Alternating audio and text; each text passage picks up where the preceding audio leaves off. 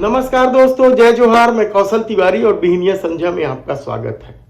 Bharatiya Janata party के राष्ट्रीय अधिवेशन ने सब कुछ साफ कर दिया है कि 2024 उनके लिए कितना महत्वपूर्ण है। सब कुछ अपने में समेट लेने में माहिर देश के प्रधानमंत्री नरेंद्र मोदी क्या 2024 का चुनाव जीत जाएंगे?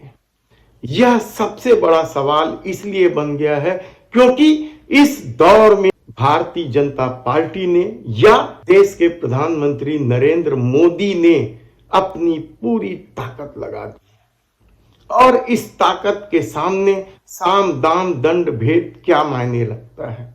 इस ताकत के सामने वे मुद्दे क्या मायने रखते हैं जिसे लेकर आम आदमी में बेचैनी है कि 2024 के बाद यह देश कैसे चलेगा और क्या कुछ सत्ता करेगी।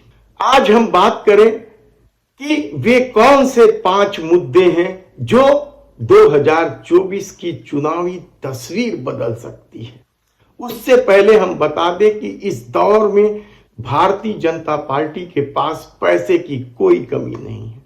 अथाह पैसे हैं, किसी भी दूसरे राजनीतिक दलों के मुकाबले कई गुना ज्यादा पैसे हैं। दूसरे राजनीतिक दल तो आर्थिक कंगाली से गुजर रहे हैं, कहा जाए तो गलत नहीं। सत्ता की धमक यह है कि विचारधारा कहीं कोई मायने नहीं रख रहा है और जो लोग जीवन भर भारतीय जनता पार्टी के खिलाफ लड़ते रहे वे एक एक करके भारतीय जनता पार्टी के सदस्य होते जा रहे हैं। यही नहीं, मोदी की धमक इतनी है कि तमाम वे मुद्दे किनारे कर दिए जाते हैं धर्म के आश्रय। लोगों की आंखों में धर्म की पट्टी बांधने के लिए क्या कुछ जतन नहीं किए जा रहे हैं। एक वर्ग विशेष को गरियाने के साथ साथ बुलडोजर संस्कृति को भी हावी किया गया। यही नहीं, तीर्थ यात्रा जैसी योजनाएं शुरू करके लोगों की आंखों में धर्म की पट्टी बांधी गई ताकि वे अपने असल मुद्दे से जो उनके जीवन जीने के लिए महत्वपूर्ण है उससे भटक जाए। और सबसे बड़ी बात तो यह है कि भ्रष्टाचार को लेकर नरेंद्र मोदी का जो प्रहार रहा है, जिन जिन नेताओं पर प्रहार रहा है, वे तमाम नेता भारतीय जनता पार्टी के कथित वॉशिंग मशीन में साफ सुथरे हो गए। ईवीएम को लेकर एक सवाल उठ रहे हैं, लेकिन चुनाव आयोग की भूमिका भी सत्ता के साथ खड़ी है। तब ऐसे में वे कौन से 5 मुद्दे होंगे जिसे लेकर मोदी सत्ता में बेचैनी है।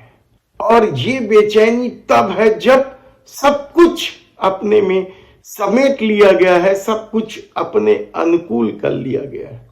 उनमें से सबसे बड़ा मुद्दा है मित्र प्रेम। मित्र प्रेम यानी गौतम अडानी और राहुल गांधी लगातार इस मित्र प्रेम पर प्रहार कर रहे हैं।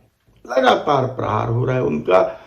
इन दिनों राहुल गांधी भारत जोड़ो न्याय यात्रा पर निकले हैं। इससे पहले वे भारत जोड़ो यात्रा पर निकले थे और तब से लेकर अब तक लगातार गौतम अडानी, उनकी संपत्ति और नरेंद्र मोदी के साथ संबंध को लेकर सवाल उठा रहे हैं। यह सवाल क्या बड़ा मुद्दा बनेगा? और यदि यह मुद्दा बन गया तो फिर मोदी सत्ता के लिए दिक्कत बढ़ जाएगी। और शायद यही वजह है अडानी को बचाने के लिए विकास का नया मॉडल या नई लकीरें खींची गई हैं। लेकिन लोग क्या समझ पाएंगे कि किस तरीके से देश की संपत्तियों को निजी हाथों में सौंपा गया, अडानी की कंपनियों को दिया गया। और यही नहीं, सार्वजनिक क्षेत्र की जिन कंपनियों के शेयर बेचे गए उनमें से भी अधिकांश शेयर अडानी की कंपनी ने ही खरीदी, कहा जाए तो गलत नहीं होगा। ऐसे में क्या गौतम अडानी को लेकर लोगों के मन में कोई उथल पुथल है और चुनाव में इसका असर पड़ेगा। दूसरा जो महत्वपूर्ण मुद्दा है वह मुद्दा है इन दिनों चल रहे दल बदल को लेकर। हमने पहले भी कहा है कि भारतीय जनता पार्टी और आरएसएस की विचारधारा यदि इस देश में अकेले चुनाव लड़ती है तो वह 50 सीटें भी नहीं जीत पाएंगी। और यह बात आरएसएस और मोदी भी जानते हैं और शायद यही वजह है कि 303 सांसद जो 2019 में जीते थे उनमें से 150 से अधिक सांसद दूसरे दलों से आए हुए हैं और 2024 जीतने के लिए भी यही खेल खेला जा रहा है। आप फेहरिस्त देखिए कि किस तरीके से क्षेत्रीय पार्टियों के लोगों को भाजपा में मनमाने ढंग से शामिल किया जा रहा है। कांग्रेस के उन नेताओं को भी शामिल किया जा रहा है जिन पर कई तरह के गंभीर आरोप हैं। यानी अपराध, भ्रष्टाचार भारतीय जनता पार्टी के लिए अब कोई मुद्दा नहीं रह गया है। भले ही देश के प्रधानमंत्री नरेंद्र मोदी यह कहते रहे कि न खाऊंगा न खाने दूंगा, लेकिन सारे भ्रष्टाचारी जेल जाने की बजाय यदि भारतीय जनता पार्टी में जा रहे हैं तो क्या जनता यह देख समझ नहीं पाएगी? या धर्म की आंखों में जो पट्टी बांधकर इन करतूतों को अंजाम दिया जा रहा है, भले ही देश के प्रधानमंत्री नरेंद्र मोदी यह दावा करे सत्ता उनके लिए ऐसो आराम की जगह नहीं है, लेकिन उनके पहनावे को लेकर राहुल गांधी ने क्या कुछ नहीं कहा। और इस देश ने किस तरीके से देखा है कि एक एक दिन में 4-4, 6-6 कपड़े तक बदले गए। किस तरीके से महंगे चश्मे, पेन और कपड़े और खाने पीने की वस्तुओं तक को लेकर तो देश के प्रधानमंत्री नरेंद्र मोदी चर्चा में रहे। यानी कथनी और करनी के इस अंतर को क्या जनता समझ पाएगी? और विदेशी कर्ज, 70 साल में कितनी ही सरकारें आई और सब सरकारों ने मिलकर केवल 55 लाख करोड़ रुपए कर्जा लिया था। 2014 में यह 55 लाख करोड़ रुपए था, लेकिन अब मोदी सरकार ने इसे 200 के पार कर दिया। 200 लाख करोड़ के पार, यानी 150 लाख करोड़ से अधिक कर्जा मोदी सरकार ने लिया है। ये पैसे कहां जा रहे हैं? इन पैसों का उपयोग किस तरीके से किया गया है? क्योंकि जीवन स्तर तो नहीं बदला है। 100 स्मार्ट सिटी बनाने की घोषणा भी तो पूरी नहीं हो पाई है। सांसदों द्वारा ग्राम गोद लेने का मामला भी तो ठंडे बस्ते में चला गया है। तब आखिर 150 लाख करोड़ रुपए किस लिए कर्जा लिया गया है, जबकि सार्वजनिक क्षेत्र की कंपनियों को और उनके शेयरों को बेच के अलग मुनाफा सरकार कमा रही है। जीएसटी में मनमाने वसूली की जा रही है। 70 साल में पहली बार जीवन के लिए सबसे जरूरी वस्तुओं पर टैक्स लगाकर वसूली की गई। पेट्रोल पर खून निचोड़ने वाला टैक्स वसूला गया और कर्जा भी लिया गया। आखिर वे पैसे कहां जा रहे हैं? क्या जनता इसका हिसाब लेगी? लेकिन इससे भी बड़ी बात है किसानों की।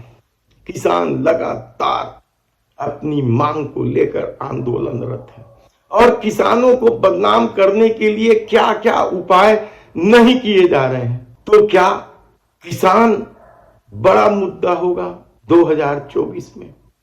लेकिन एक मुद्दा है युवाओं का, एक मुद्दा है महिलाओं का, एक मुद्दा है महंगाई का। ये सारे मुद्दे इतने बड़े होने लगे हैं और शायद यही वजह है कि मोदी सरकार जानती है कि ज्यादा दिनों तक धर्म की पट्टी बांधकर लोगों को बरगलाया नहीं जा सकता, इसलिए दूसरी पार्टियों को कमजोर कर दिया जाए, विरोधी पार्टियों पर प्रहार किया जाए। महिला पहलवानों के साथ अन्याय का मामला भी तो सबके सामने है। युवाओं की नौकरी को लेकर किस तरीके से राहुल गांधी प्रहार कर रहे हैं।